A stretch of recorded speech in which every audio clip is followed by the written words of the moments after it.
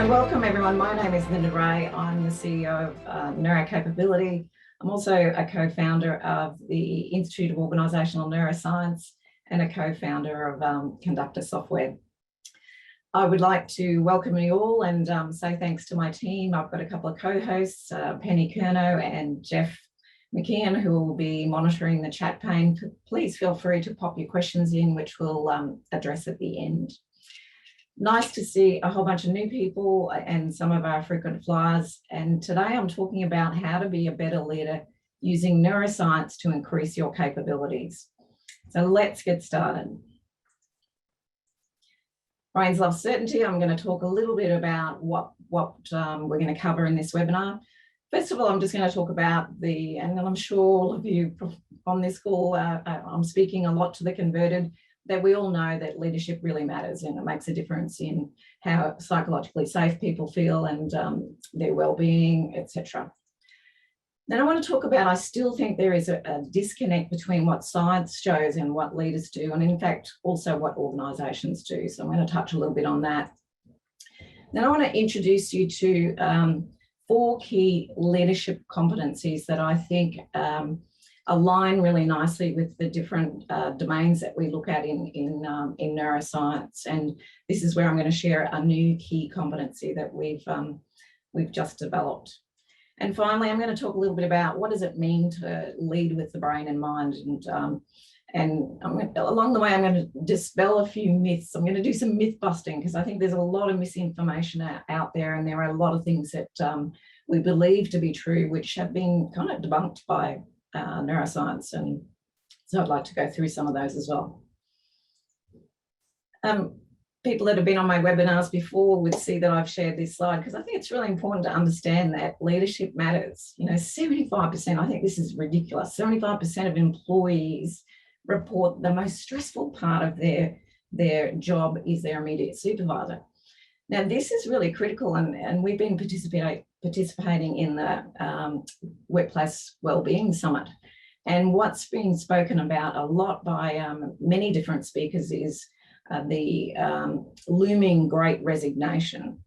And I think, the pandemic has got people thinking about, how do I want my life to be? And I spend a lot of time at work, and if I'm not happy at work and there are other opportunities, because we're seeing a talent shortage across the globe, people aren't going to stay with a boss that makes them stressed. They're going to opt out. They're going to find somewhere else to go and work. So I think this is really important. And I think we've set up a lot of leaders to fail. We've kind of promoted them on their technical expertise, and we haven't given them the manual or the handbook on how to lead people. The other really important thing to understand is that leaders influence psychological safety. So that's that our capacity to feel like we can speak up and speak out. There's mutual trust and respect and belonging by as much as 70%. So again, we know that leaders significantly influence the people that are in their team and really in your care.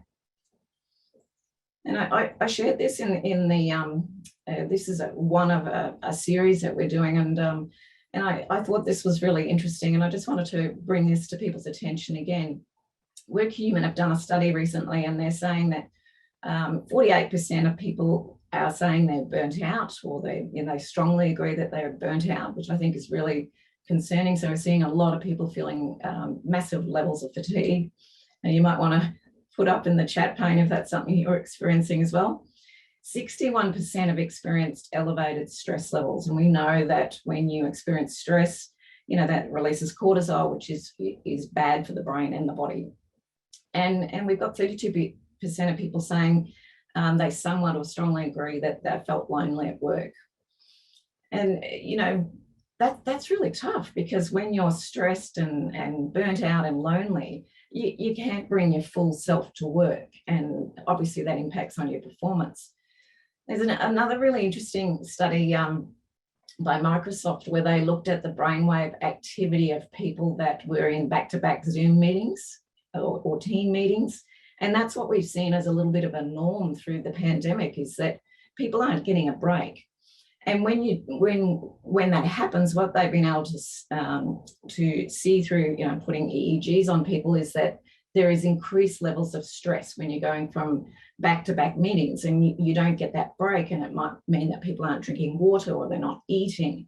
And that's incredibly bad for the brain and body. And so, really simple remedy to that is to make sure meetings don't go for more than 50 minutes and that there's always a 10-minute break between meetings so that the brain can recover and you can have a walk around and get the blood flowing through your body.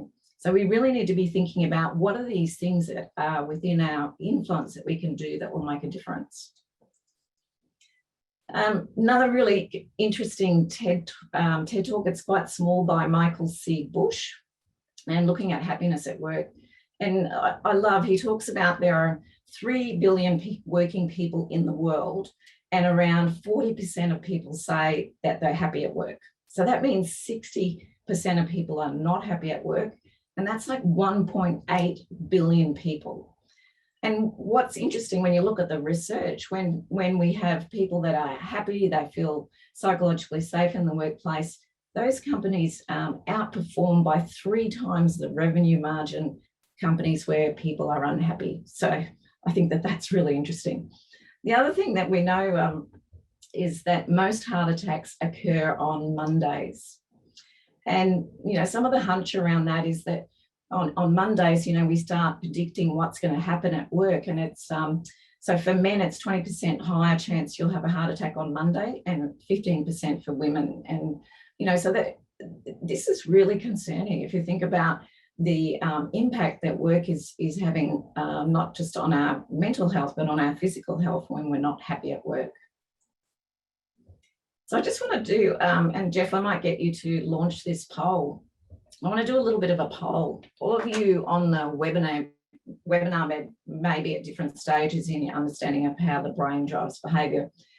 Some of you might be like me, you carried it around, carried your brain around in your head and didn't pay it much attention. So when I first started looking at this stuff in 2006, I was a novice. There's other people that have started to go, oh, this neuroscience stuff's a bit interesting. I better go and listen to some TED Talks, come to webinars like this, and maybe you're in that apprentice stage where you're just starting to experiment with being the scientist of your own experience. Or there may be some people who have developed more mastery. We have a number of our alumni who have completed our Neuroscience of Leadership programs that have reached that level of mastery. It doesn't mean then that they're not still learning, but they're at that point. So I'd love to just ask you to respond. Are you a novice? Are you an apprentice? Or are you a master?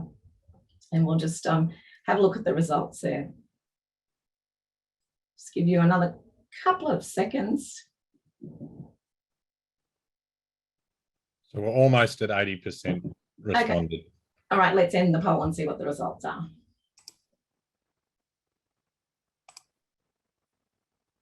Can you see that screen? No, I can't, Jeff. Want to just read it out for me? I can. Okay, sorry. So our novices are 35%. Our apprentices are 56%, and congratulations to the masters. We've got 9% in the room, so that's pretty good.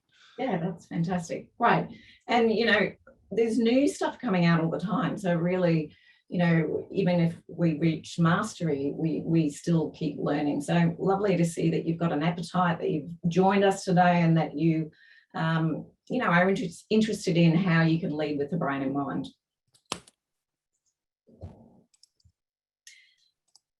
I want to share some research that I think is really interesting, and it's this is research published this year, and it's research led by Associate Professor Mohammed Shihata, and he's at Toyohashi University of Technology, trying to pronounce that right.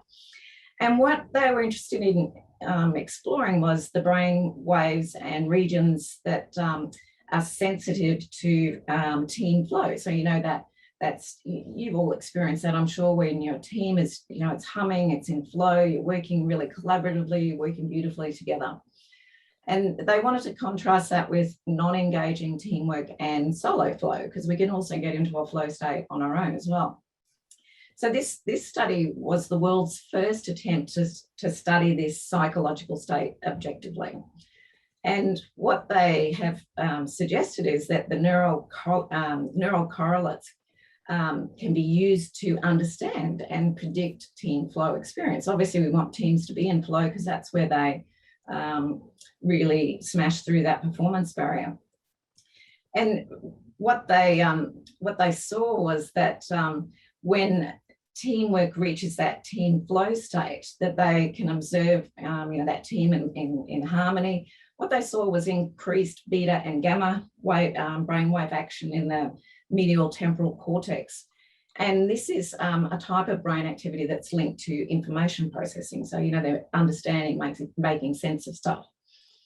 And so it was really interesting when you think about, team flow and really what they did was they got people to be in a room together, and then they got people to play the game with a partition.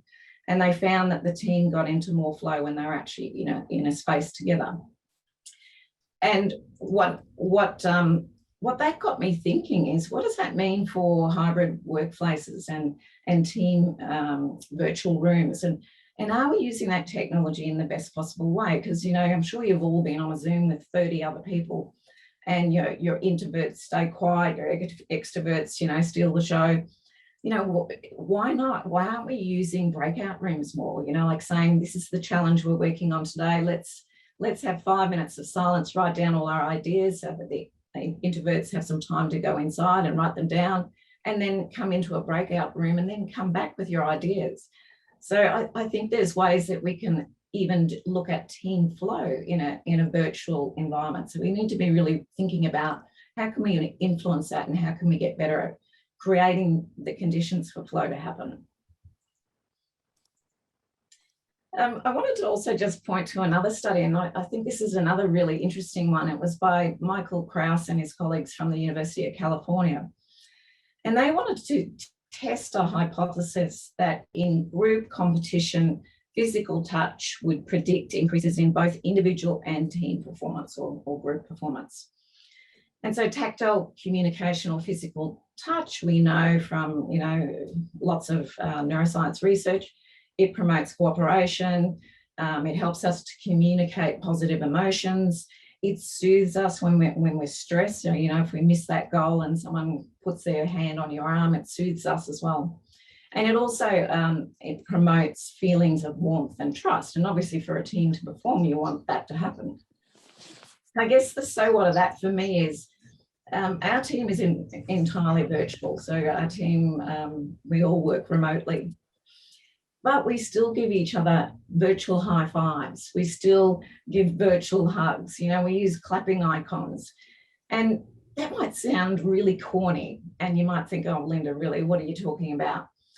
But our team is a high-performing team. And I think that when you think about what that does, even just imagining a high five, your brain still simulates that experience, and you still then experience that, dopamine hit or that reward from that virtual high five. So again, there are different ways that we can look at how can we take what we're learning from neuroscience and other fields closely associated with neuroscience. There are literally thousands of studies and labs generating new insights all over the world. And another really interesting one, and I've certainly something we've shared in our neuroscience of leadership courses, is the idea that the brain is a social organ. And Matt Lieberman and Naomi Eisenberger were able to show that social and physical pain actually are experienced in similar places in the brain. And that was a kind of a result they weren't expecting. But really, when you think about that, it means that social needs are primary needs. So in the same way that we have physical needs that need to be met, and our brain is trying to keep us physically safe, our brain has a number of social needs, and our brain is trying to keep us socially safe. And, we think about things like when you just say to someone, oh, can I just give you some feedback? We know that this is the cortisol equivalent of walking down a dark alley and hearing footsteps behind you, because, that's potentially a social threat to your drive for positive regard by others or autonomy. So So we know that the brain is a social organ, and we know that social pain hurts. And I guess I think this is one of the most groundbreaking pieces of research that has been contributed by in the field of cognitive social neuroscience, but there's many, many more. So again, despite these decades of research, we're still not paying attention to it. And I think this is another really key point. And this is around the idea of, we're in a pandemic, but I also think we're in a distraction epidemic. And, the cool idea of open plan offices, not that many people have been in open plan offices recently, and, how connected we are through technology. Even if you're working at home, you might have Slack open or Teams chat. And, the research shows that our brain isn't really designed to function in that way. So every time we're interrupted, and we interrupt ourselves as well as, the other external distractions, it can take nearly 23 minutes to get back into a flow state. So if you're in a flow state, you get interrupted, it can take around 23 minutes to get back to that state. And in fact, sometimes we don't ever get back to that state. And so one of kind of my hypotheses is I think that this is what's really impacting productivity. If you add up all the times during the day when you're interrupted and you're doing some deep work, and you add up those minutes, it becomes astonishing. So when the takeaway from this science is, what's your distraction management plan? And have you audited the distractions in your environment, and how are you looking at mitigating those? So they're just some kind of a little tiny slice of some of the really interesting research that's emerging. Obviously, as I said, there is literally thousands of labs around the world generating new research every single day.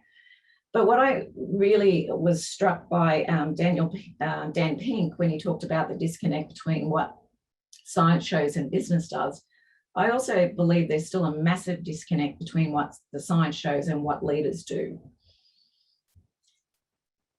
And I want to talk a little bit about leadership competencies. And I'm going to link this then with kind of the domains of the areas that we need to pay attention to as leaders, and where we can kind of get some good insights from neuroscience.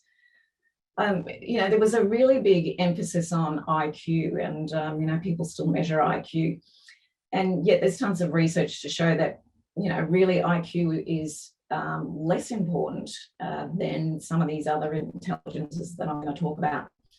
So broadly speaking, the 4 domains I'm going to talk about is the neuroscience of self-regulation. I'm going to talk about the neuroscience of problem solving and decision making.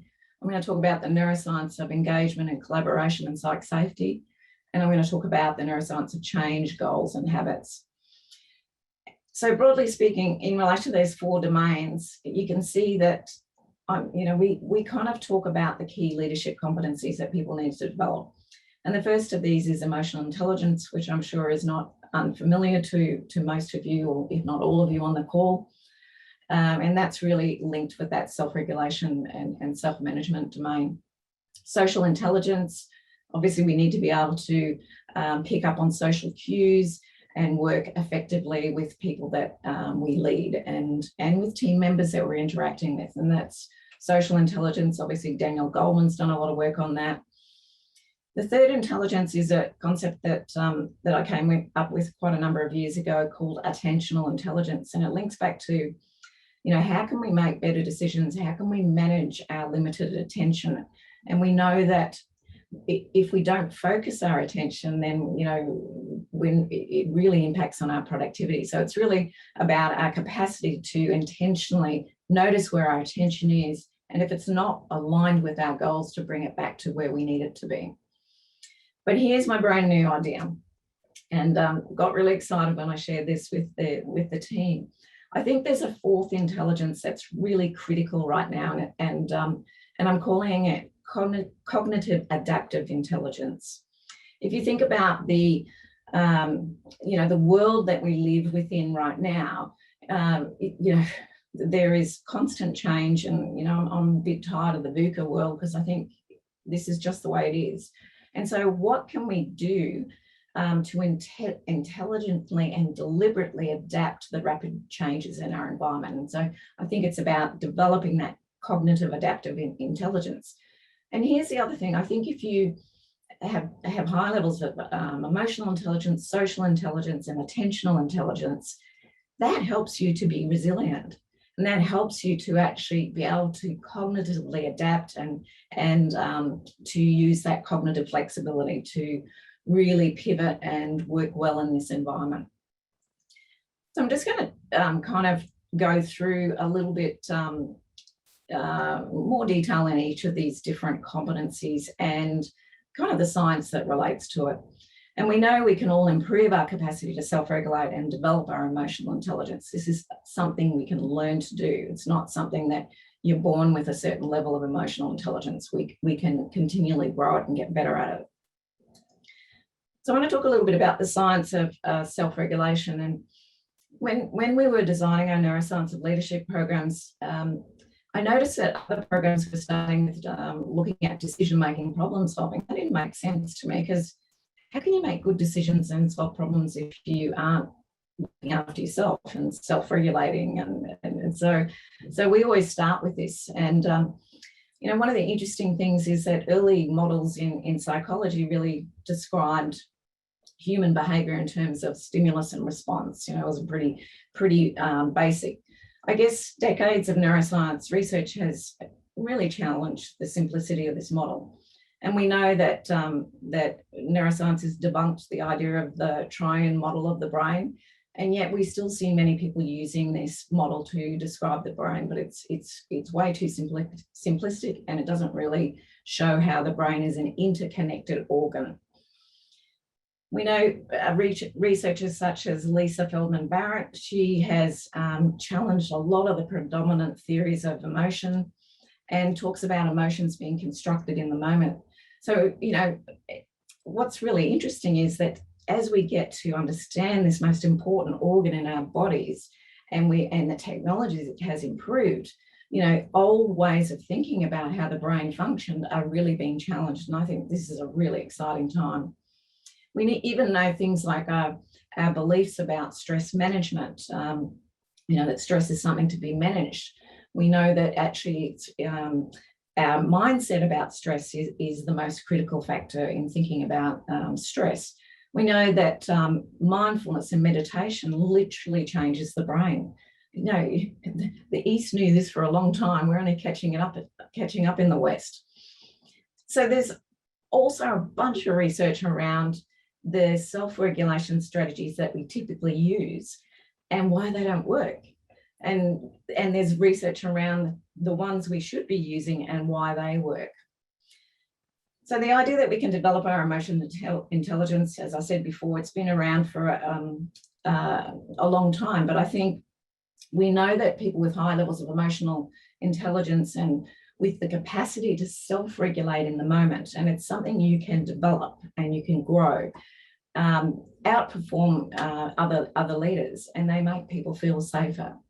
You know, we know that emotions are contagious. So as a leader, we need to be able to show up as our best self by putting our own oxygen mask on first and making sure that we're regulating, and we have some strategies in place to do that. And this allows us to show up as our best version of self at work. I want to do some myth busting because I think it's really critical to dispel some of the myths that are out there. And we do a lot of myth busting in our program. And really, mythologies take hold and become beliefs. They influence how we think about leadership, and then they drive culture. So the first myth is that emotions and feelings are the same. They're not. Emotions happen unconsciously in the brain, and feelings follow on from that process. So really, even when we think about emotion regulation, we're really talking about feeling regulation, if you like. And so I think a lot of people think that these words are used interchangeably, but from a brain perspective, emotions happen first, and then there's a brief period, and then we become consciously aware, and we're able to name it as a feeling. And that's where, you know, we can start saying, I don't feel safe here because I feel scared, or because people are ignoring me, etc. I can suppress and hide my emotions from others. This is another big myth.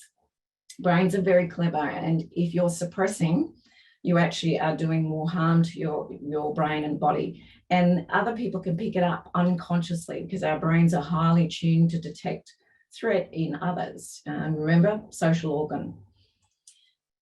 Talking about how you're feeling makes you feel worse. Well, that's been debunked. In fact, when you can name how you're feeling, when you can actually develop feeling granularity, so really get to the nuance of being able to describe how you're feeling, this actually dampens down that threat response that you experience.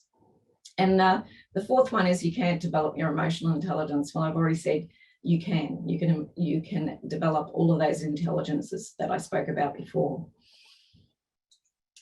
So I want to talk about the second kind of area or domain, looking at the science of problem solving and decision making. That's quite aligned with this concept of developing your attentional intelligence. And this is an area we focus a lot in our second part or second study period in our Neuroscience of Leadership programs. So we've really looked at what is emerging in the neuroscience of decision making and problem solving. Obviously, there's a lot of stuff that's come from neuroeconomics, not just cognitive social neuroscience and psychology, positive psychology, all that sort of stuff. And, you know, research helps us to look at, you know, how can we gain insights to help us to make better decisions and support our innovation and look after our attention.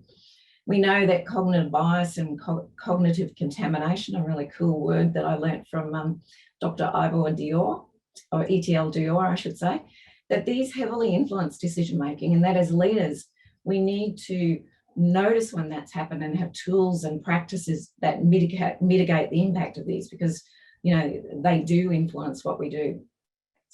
We've learned that attention is a limited resource. You know, working longer does not improve your productivity. In fact, it has the opposite effect.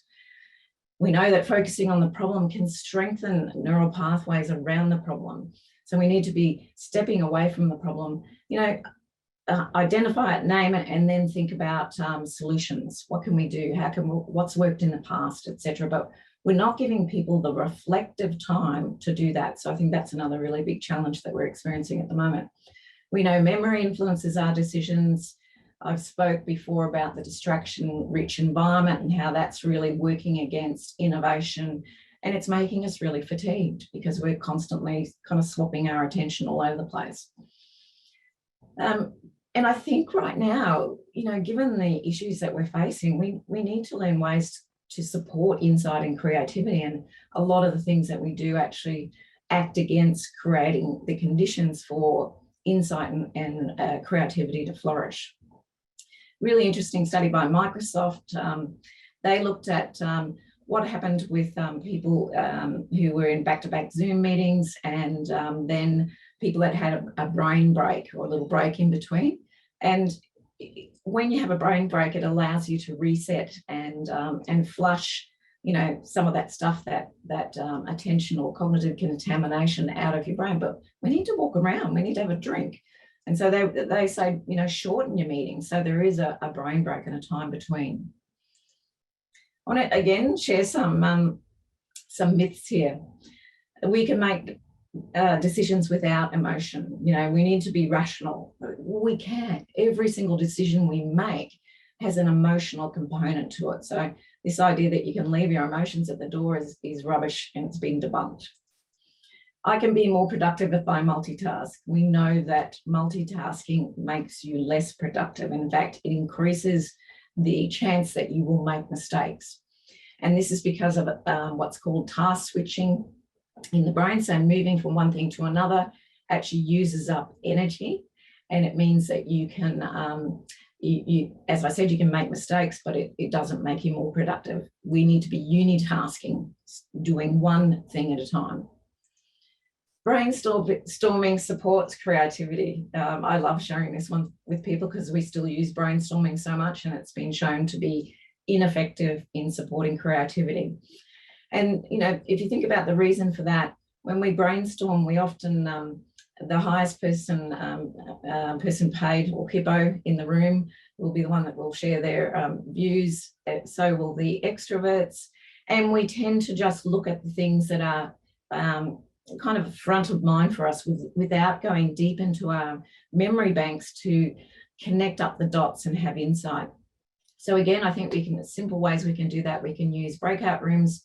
You know, we can work in different ways that support creativity. I should do the easy tasks first. Again, this has been shown to be exactly the wrong thing to do. We do the hard things first when our brain is cognitively at our freshest, and leave the easy things later on. We tend to be drawn to the easy things first because it gives us a little bit of a hit of dopamine when we complete that task and we can tick it off our to-do list. I want to move into the third area of the science of collaboration and psych safety, and this is obviously linked with that leadership competency of building your social intelligence. And you're probably familiar with that, and because, you know, as I said, Daniel Goleman has spoken about it. And as leaders, we need to be able to read social cues, notice what's happening. And interestingly, if you haven't enacted your attentional intelligence, if you're dividing your attention and looking at something else, you might miss some of those subtle cues. So, you know, really we need to be looking at these competencies in a holistic way.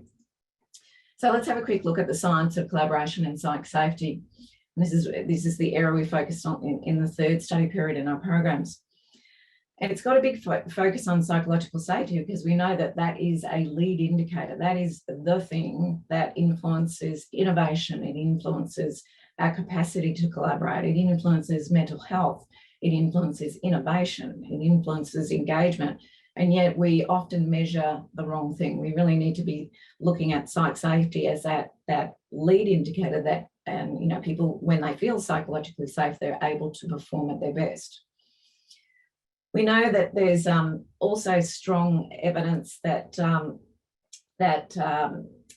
diversity is really, really critical. We know that teams that have a diverse group of people outperform teams that don't have diversity. So that really kind of challenges sometimes our recruitment processes and how do we work with people who are not like us.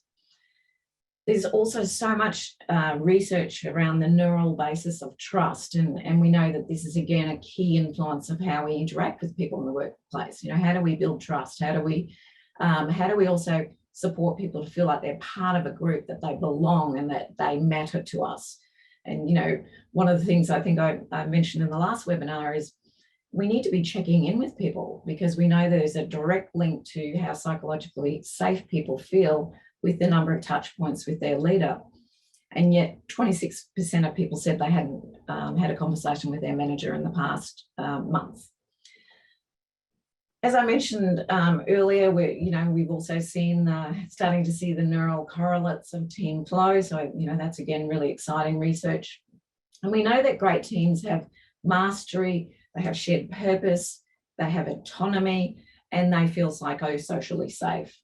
And as leaders, we can, you know, we play a big role. If you remember back to me saying why leadership matters, we play a big role in influencing this. So I want to do again some myth busting. Introverts don't like being around other people. That's not true. Introverts don't not like being around other people, but they tend to get their energy from within. And we really need to be thinking about how do we make sure that the voices of introverts are heard in the work that we do, because introverts tend to process and think inside in a slow way. Extroverts go out loud, think, and blah, blah, blah. And so I think, you know, this sort of stuff is really important to think about, you know, the different people in your team and their different attributes. No two brains are alike, but we always think that people think like we think. As I said, diversity in teams doesn't influence performance. There is staggering amounts of information about that. Even stuff around the presence of at least one woman in a team makes performance better. And, you know, you think about all of the C-suite where there might be predominantly all male teams, you know, that's a real problem, and we need to be addressing that and thinking about it. Sharing my ideas. So if you're a leader and you kind of think, I'm collaborative, I engage with my team, and you share your ideas and then ask your team for the input, you know, that leads to good solutions. No, it doesn't. really what the research is showing is that situational humility is really important. And that means turning up without an idea, but actually in a space of curiosity and sharing the problem, and then asking people what they think, and sharing your ideas last, because we know that you have great influence from your position of power if you're in a leadership position. Checking in with my team too often is a waste of time. I heard this recently, that this was the view of a senior executive, and yet we see the research is definitely showing that that's not the case. We need to be checking in with people. We need to be asking them, how are you? How are you going? And the final leadership competency I want to talk about is this cognitive adaptive intelligence. So as I said at the beginning, can we please stop saying VUCA? The pace of change is escalating, and really we need to be focusing on building our cognitive adaptive intelligence. So our view of change really influences how we experience change, and the companies, this is my hunch and my hypothesis, the companies who were able to pivot during their pandemic were most likely led by leaders who had high levels of cognitive flexibility and cognitive adaptive intelligence. And I imagine they probably have some of those other intelligences as well. So when you think about cognitive adaptive intelligence, it's about thinking about change and habits and goals and all of those things, and how we can take that and be resilient and think about how we can support people through a time where change, it's escalating. You think about technology, it's just continuing. We see new things all the time. So in the final study period of our programs, we explore the research around change, motivation, habits, and goals. And I think one of the things that people probably misunderstand about change is that the brain actually resists change from a biological perspective. And this is because the brain is an energy conserving organ. And so really the brain is trying to keep enough energy in store, for things that might harm you. Really wants to keep you alive and safe. But, really when you think about it, we then are asking people to change, and this is hard, and we're not acknowledging, and we're forcing massive change on people. And we know that we can only really change one thing at a time, and that makes it, it sets it up for much greater success. I think there's lots of research that challenges many of the things that we do in organisations in relation to not just how we approach change, but why goal setting and the current obsession with KPIs isn't brain friendly, and how our strategies for motivation, particularly monetized incentivization, it doesn't work. And there's tons of research to show that. And we also know that there is ways that we can support and embed learning. You send people along to a training program, and it's all great, but what do they take away? What sticks? And I think it was might have been Sarah Mackay. I saw a post on LinkedIn where she was talking about her concern about micro modules. They're great. They give you a little snippet of information, but they're pandering to our limited attention span at the moment. And her concern with them is if we move down the micro learning module path, is that there's no opportunity to reflect and embed. And so really, you're not going to get a return on investment for that. It needs to be, sure, have it as part of a bigger program, but don't rely on it solely to change people's habits in the workplace. I want to do a little bit of myth busting. Stretch goals improve performance. And I see a lot of organisations still using stretch goals. What the research shows around stretch goals is that it can actually entice people to engage in unethical behaviours. People can lie because you want to be positively regarded by people, so you don't want to see that you've failed. So really, we need to rethink how we're setting goals. Telling people what they stand to gain from a change will get them on board. Or alternatively, Cotter's model of the burning platform. We know that people have different motivational mindsets. We have people that are motivated by what they stand to gain, and they'll get on board with the change with that messaging. But there are people that are more motivated by what they stand to lose if they don't change. And so we almost need to be bilingual in our messaging around a change process. The third one, which I've kind of already mentioned, financial incentives motivate people. If you haven't looked at Dan Pink's TED Talk on this topic, do yourself a favour and have a look at it. He shares lots of science and evidence, and that was quite some time ago, but we still see financial incentives used to motivate people. Whereas simply saying thank you and noticing something that someone's done well is highly motivating for people. You can't teach an old dog new tricks. Well, we learnt about this many years ago when we learned that the brain is has high levels of neuroplasticity. So again, it's, we need the motivation to know why we should learn a new trick, not that we can't do it. We can rewire our brain to do different things. And I think that that's one of the most exciting kind of discoveries in relation to the brain, is that we can develop our neuroplasticity or self-direct our neuroplasticity right until the day we die. And I think that's incredibly exciting. The final kind of point I want to make is this idea of, am I safe? It's, top of mind for everyone, as, for people that are in lockdown or for people coming out of lockdown. And really, I think the constant uncertainty has impacted a lot on well-being and performance in the workplace, and we're kind of in a constant state of arousal. So really, our job as leaders is to ensure that we can do everything we can to support our people during this time. And I think, when we do that, we support them, and we also then help with performance. And another thing I heard in the session conference I've been attending is this idea that we assume people have a certain level of resources available to them. And yet, if you think about, they're still expected to do the same amounts of work, but they're homeschooling, they're supporting their kids with online learning. So we have to be really realistic in our expectations and make sure that when we're setting people up for success and not actually doing things that are leading to that burnout, that stress and fatigue. Finally, I just want to ask you a question. Are you ready to join our mission? And our mission is to change the world one brain at a time by rewiring the brains of 100 million leaders and emerging leaders to lead with the brain and mind. And I've picked, it was originally a million, but I thought, no, that's not enough. It needs to be 100 million, because that's roughly 3% of the working population. And that's when we see change at that level, that's when it starts to really ripple out. And so, that's my purpose, and that's our purpose in our quest and our mission for NeuroCapability.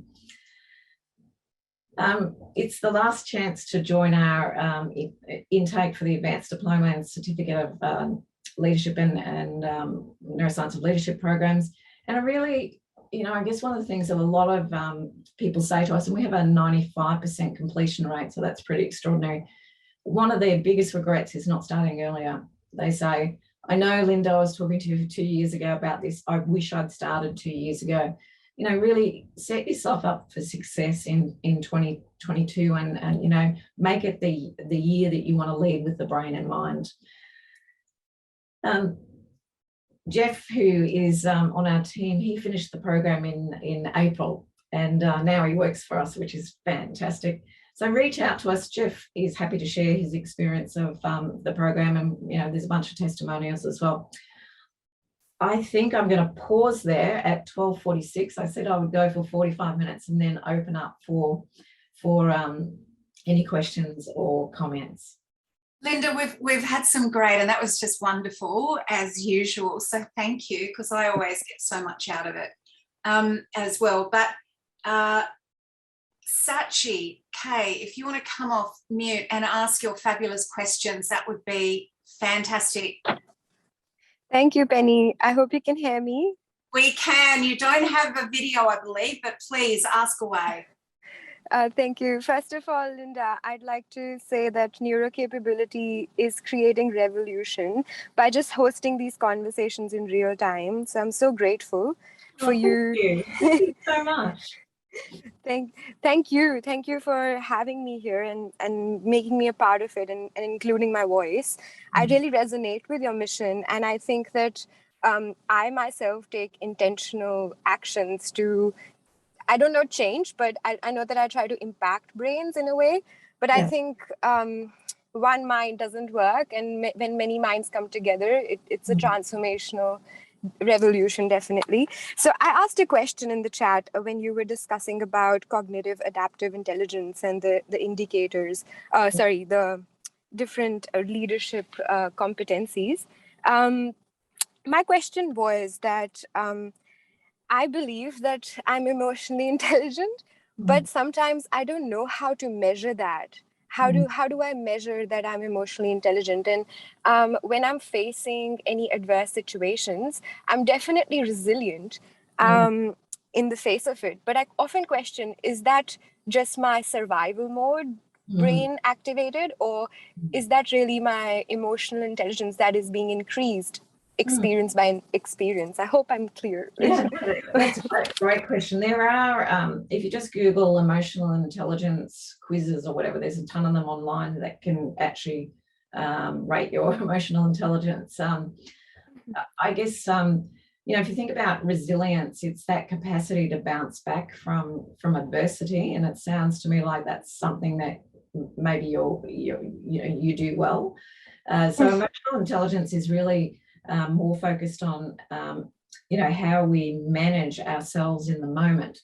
How do we get to that point where, we have an emotional hit or a threat, and we notice that that's happened, and it could be in a social situation or in a physical situation, that we're able to stop and actually get curious about it and change the neurophysiological response to that event. So really, if you think about emotional intelligence, I've been practicing this for many years, and I've learned to get almost effortless to a degree in my emotional regulation or feeling regulation. But it took a lot of practice, and it took a lot of habit building around things like using cognitive reappraisal. We know that suppression doesn't work. So cognitive reappraisal takes more brain energy, but it's a much more effective self-regulation technique. Like what did I notice in that moment that I could learn from, or is there a different way of thinking this? So so I hope that kind of helps with your question. Thanks. Yeah. So is it a lot of, again, it's a lot of critical reflection, right? In terms of how am I responding to the stressor around me, or has my response changed or not? If not, why? That kind of questioning. Yeah. We call that being as a scientist of your own experience. So, just you're a scientist, and, you're being a scientist of your own experience, and find time to reflect. And I think that's what I'm hearing, a really strong theme in all the organizations I'm working with, is they're saying they don't have time to reflect. So do yourself a favor and have 10 minutes each day where you just reflect back on your day. What did you do well? What did you learn? What were the challenges, and what do you want to do differently? Yeah. Thank you so much for that, Linda. I just want to take opportunity to ask as well. When I started on this journey of gaining any knowledge about the human brain, I realized from the research that usually human beings just use 10% of their brain's capacity. Is that? No, that's another myth. That's a really that's a myth. Your brain uses much more than 10% of capacity, and that's a myth that's taken hold, but it's actually not true. So do some Googling on that, and you'll see all the research around that. Thanks for your questions. Thank you. Do we have any other questions or comments? We do. If Lisa, I think it's Lisa, Leica. Is it Lisa? It is, yes? Lisa.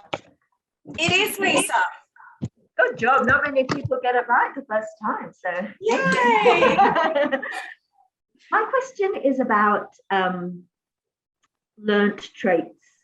I'm just thinking about myself and others that I know in doing things like the or testing and strengths profiling, strengths tests, and those kind of things, identifying traits that we don't necessarily naturally possess, but consciously develop in a professional sense, because we know that it will be helpful in the workplace. Yeah. I'm wondering, in terms of the 4 competencies that you mentioned, emotional intelligence, social, attentional, and the cognitive adaptive intelligence, is there any science to suggest that those things can change in different contexts, or are they kind of fixed? Can you in a workplace be perhaps more emotional or social intelligent than you are naturally in your everyday life? I'm not sure if my question really makes sense, but it's something I'm thinking about. I'm not sure if it's always context dependent. I think where I think people might think it's context dependent is you might feel psychosocially safe at work. And, if something happens, you can self-regulate pretty well. If, however, you live in your home life, there is stress and pressure, and, particularly think about the women and children around the world that experience domestic violence. And yet they couldn't ever escape because they're all in lockdown. Then it might be more difficult to self-regulate there because the levels of psychosocial safety are much lower. So I'm not sure it's context. I think context definitely influences it. In fact, we know context is really important in influencing a whole bunch of other things. But I guess there's basic tools and skills that we've noticed through all of our alumni that have done the program have always said, I don't just use this at work. I use it in my parenting. I use it in my sporting group. I use it all the time. And in fact, people might sound a bit, naff, but it literally changes people's lives, because when we learn how to leverage our brain and use it in the best possible way, it does improve our quality of life. It does improve our relationships with other people. So I hope that was useful. Thank you. Any other questions or comments? Dominic Payne, are you still with us? Oh, Dominic. I am. Hello. I'll put my video on. Oh, how are you doing? Lovely, great session, Linda. Thank you very much for that. Thanks, Dominic. So my question was just a quick one about, I've been searching this for a long time. I'm really interested in this thing about how leaders influence psychological safety. And I know that the figure that you mentioned there was up to 70%. And I know that this is definitely the case, if not more, for engagement. But where did we arrive at that information about psychological safety? Because it's, these two things are connected to some degree, but they are, one is a product of the other, isn't it? Yeah, look, it comes back to some of Gallup's stuff, but also I think through, the research that we've been doing in measuring psychological safety and then linking it with performance metrics, we can see there is when leaders have low leadership influence scores, because there's 5 questions that measure that, then we typically see lower levels of performance and obviously lower levels of psychological safety. So, really, it doesn't actually matter the figure in the long run. I think it's this understanding that leaders do influence psych safety and innovation and engagement and all of those things, well-being. But I think the other thing that I've noticed in the research that we've been doing when we look at team profiles is that sometimes it's not a leadership problem, it's actually a team problem. So there's a dynamic that's happening in the team that's unhealthy. So, when you think about, well, everyone then just goes, oh, well, we need to put everyone through a leadership program, when it actually might be a different intervention that's needed to shift the dynamics in that team, because they may love their leader, but there is, some conflict that's occurring within that team that can be problematic. Definitely. Yeah, that's right, because that's where the those unintended consequences come in, isn't it? Yes. With where you have to delve, the leader may actually need to take some action within the team rather than it just being the leader's competencies that need to be developed or whatever. Yeah.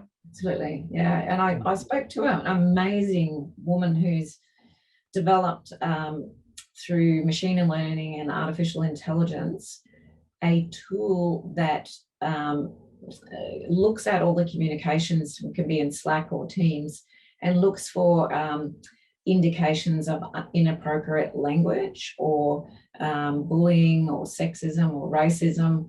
And I thought that was quite extraordinary. I mean, there are obviously some implications with that, but you know, it's because I guess it's hard for people to speak up and speak out if they don't feel psychologically safe when things are going on in the workplace that are simply not okay, they're below the line. This was a tool that she's developed to try and uncover some of that stuff, and I thought that was quite an amazing technology that she's developed. Yeah. Thanks, Lynn. That's really helpful. Thank you. Yeah, nice to see you, Dominic. Yeah, you too. Yeah, thank you. Questions or comments? So I think we've got 2 minutes to go. One final comment or question. I'd like to invite everyone to just come off camera or mute and ask that question, because they were the main ones that people were burning to ask you. So yeah. Thank you everyone for joining. Oh, Rob. Yeah, go. I just had a question, and I think it's sort of covered in there, but one of the things I put up on the board there was actually self-awareness is so critical as a leader.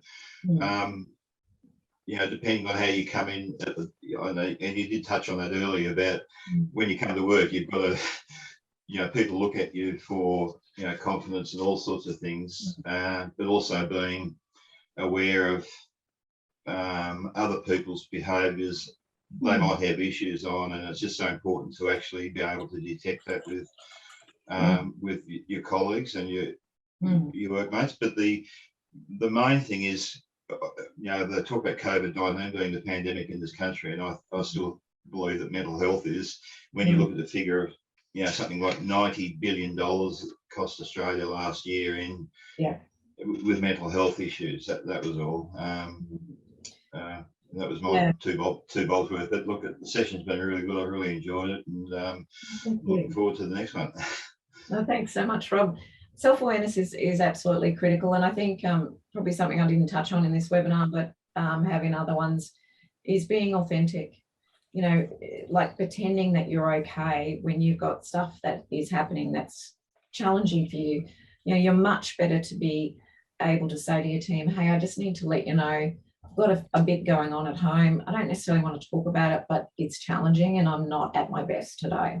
Just saying that actually gives certainty to people in your team, and they, you know, they can maybe go, well, she doesn't look so good. Maybe head office has told her something that she's not telling us about. And, you know, because the brain is a predictive organ, it will be trying to make sense of why that person isn't like that. So again, you know, beautiful work done by Brené Brown around authenticity. So I think being an authentic leader is also really critical. And when you have those 4 intelligences, I think it allows you to step in a place of vulnerability and humility and authenticity. It's 1:01. We need to wrap up. Thank you so much, everyone. Please share these ideas with others. Help us on our mission to change the world one brain at a time. Have a wonderful day. Thank you.